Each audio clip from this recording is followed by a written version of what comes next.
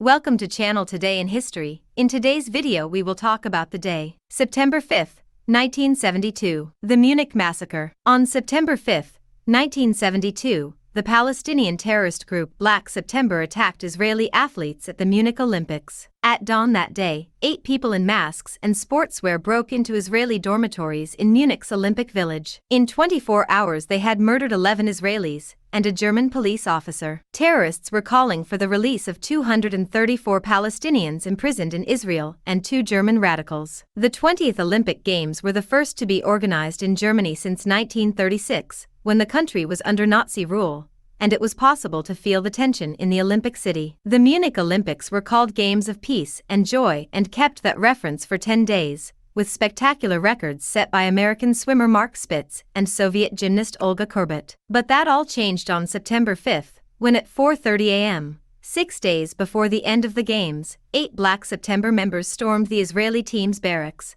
armed with hand grenades and Kalashnikov rifles, and smashed the doors of the Israeli residence in Olympic Village, waking up athletes and coaches. A few managed to escape through the back door, and others jumped out of the windows, but 9 Israelis were eventually captured and had hands and feet tied to furniture in a third-floor bedroom, while 2 were shot while trying to escape. The terrorists demanded the release and safe passage to Egypt of 234 Palestinians and non-Arab militants imprisoned in Israel, in addition to 2 German terrorists in German prisons. Elements of the Black September group asked for a jet plane to transport them to Cairo, where the released prisoners would meet them. To prove their resolve, they threw the body of Israeli fighter Moshe Weinberg through the front door. After hours of frustrated negotiations, the 9 captive Israelis were transported to the military airport of Fürstenfeldbruck, where the Germans had drawn up a rescue plan. But after the helicopters landed, German police gunners opened fire and, in the firefight, the 9 team members, plus 5 of the terrorists, a German policeman, and a pilot, ended up dead. 3 terrorists were arrested, but were released a few weeks later thanks to the Palestinian hijacking of a Lufthansa flight. Did you like the video? In the description you will find the blog link with the full article.